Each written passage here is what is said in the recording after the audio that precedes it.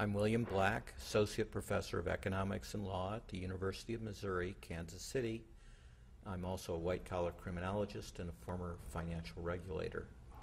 What I emphasize is control fraud. This is fraud by the head of a seemingly legitimate entity that uses it as a weapon to defraud.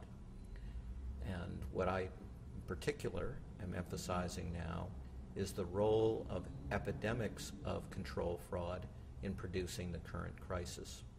The FBI began warning in September 2004 that there was an epidemic of mortgage fraud and predicted that it would produce a financial crisis if we're not dealt with. Well, obviously it was not dealt with effectively.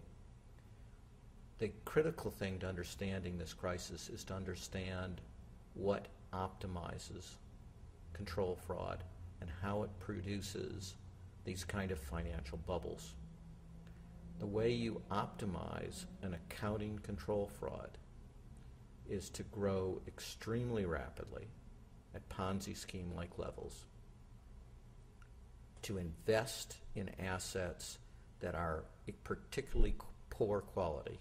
In the case of the current crisis, that would be primarily lending to people who can't pay you back in the toxic waste mortgages and the liar's loans, and to not book loss reserves and to have extreme leverage. And what all of this does is get you much higher interest rate, we call that yield, and therefore much higher reported profits in conjunction with this extraordinarily rapid growth.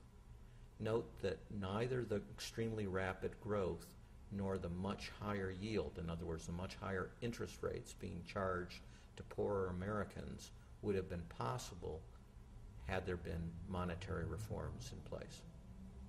Why would the monetary reforms, if you care to answer this question, why would the monetary reforms that we're discussing here at the conference prevent this type of criminal conduct? The kinds of reforms that are being discussed at this conference would cap interest rates through usury limits, and therefore you wouldn't be able to get this extraordinary alleged profit by charging much higher interest rates to the kinds of Americans who can't pay you back. So that would be the first thing. And second, the key to maximizing the reported income, and it's important to understand that these firms report truly record income so that they can quote-unquote earn massive bonuses for the CEOs. Well, that leverage wouldn't be possible if you got rid of fractional banking. You simply couldn't be able to fund remotely that kind of growth. Mm-hmm. Let me see.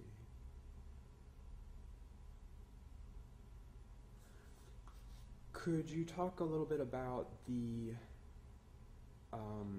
maybe the usefulness or non-usefulness of these activities that Yep. the financial sector is engaged in? The financial sector is supposed to simply be a tool to aid the productive economy. It's supposed to channel capital to its most productive uses. Instead, today, our financial structure greatly weakens the United States and exposes the world to intensifying recurrent crises. And it does so by systematically misallocating assets in ways that produce these kind of not just bubbles, but hyperinflated bubbles that can last for a decade, and when they collapse, threaten the solvency of the entire financial system. In addition to screwing up the economy in terms of misallocating capital, this has the effect of dramatically enhancing the relative wealth position of the richest Americans. And so the financial sector, instead of being an aid, is actually like lead in the saddle, if you think of it in running a race. And we have progressively added to the lead in the saddle, and we slow down economic growth even in good times. On top of that, we cause these recurrent crises, and we've done nothing to date to fix them, so that we're building up for the next crisis. are there any countries in the world today or at particular times in the past that got it better, that had the financial sector serving its more appropriate place? What people tend to forget is that America had much higher growth rates at periods when the financial sector was much, much smaller. And it's had lower growth rates and much more damage once the financial sector got vastly bigger. The country that stands out in avoiding the current crisis is India, and that's in large part because the Central Bank of India said, you know, these financial derivatives, we don't understand them. We don't see that they add anything. We don't believe we can regulate them effectively, and we don't think that our banks can invest in them safely. So we're not going to permit you to do it. And that has helped dramatically reduce the impact of the otherwise global financial crisis in places like India. So simpler is better. In fact, simpler is the key. The bells and whistles make the financial sector people rich. They harm the economy, they slow growth, and they cause periodic crises. Interesting.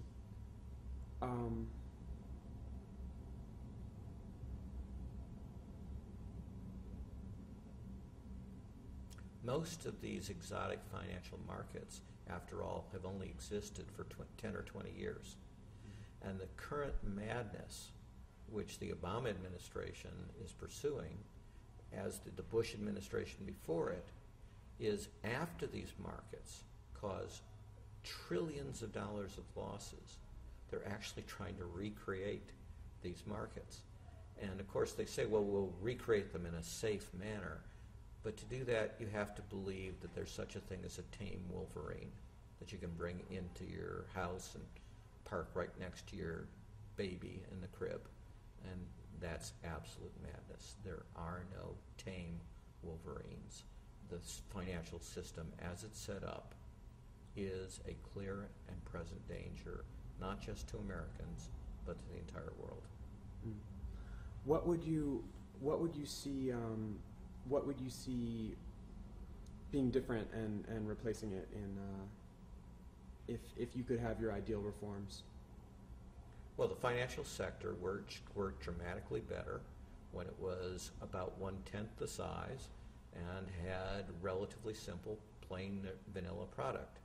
And if you got rid of the insane leverage, if you got rid of the opportunities to engage in this widespread accounting control fraud, then the sector would be much smaller, much less profitable, and economic growth would be better, and economic stability would be vastly better.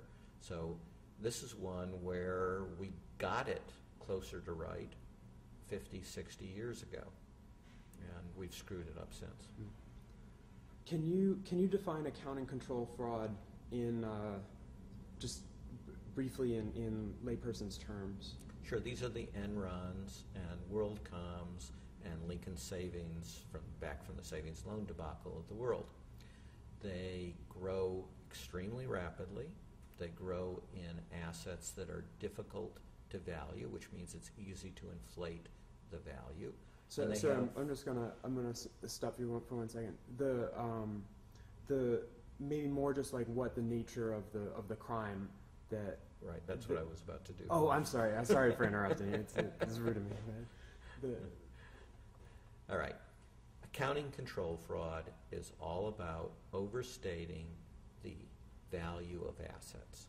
If you overstate the value of the assets, say a commercial office building in the savings and loan crisis that's only worth $20 million, if you claim it's worth $50 million, then you get to charge a lot more fees and a much higher interest rate. And everything looks great, especially if you grow really rapidly and become, in essence, a Ponzi scheme. Then you are guaranteed mathematically to report record profits. With modern executive compensation, the bonuses that they give themselves for supposedly achieving record profits, this means the CEO will get